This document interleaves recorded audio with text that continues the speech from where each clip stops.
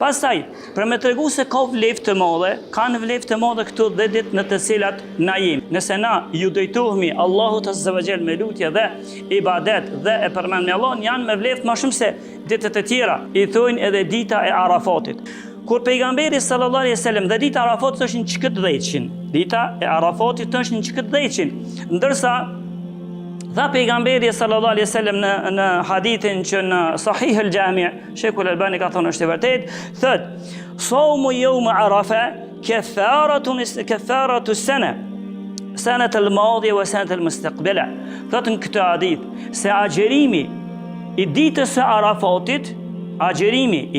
Arafatit, është që ty t'i fal gjinohet të një viti të kaluar edhe vitit të ardhshëm. Dhe më përbjen 2 vite, vitin e kaluar dhe vitin e ardhshëm po t'u fal kanë gjinohet nëse e agjeron këtë ditë. E kur është kjo ditë? Kjo ditë është në këtë 10. Pastaj, bile si do këtë ditën e Arafatit, e që kjo është në këtë 10, është edhe rast i volitshëm nëse ju drejtohemi, rast i volitshëm, kohë e veçantë për më drejtu Allahut Azza wa Jall me lutje. Dhe është që koha kur më së shumë t'i pranohen edhe lutjes, që shta pejgamberi sallallahu alaihi wasallam në hadithin që transmeton Imam Tirmidhiu.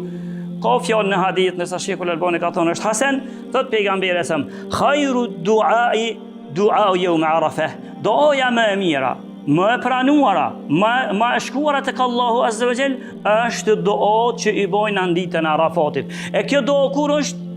Kjo është në që këtë 10, ose Arafati kur ka në këtë 10 që na po flasim dhe që Allahu ka betun ta. Ndërsa Ibn Abdul Barri, kur flet për këtë hadith, thot se kjo hadith tregon se ditë nuk ka në ditë më të mirë, më të përshtatshme dhe më të pranuar tek Allahu se dita e Arafatit, dhe kjo është në këtë 10 që na po flasmi.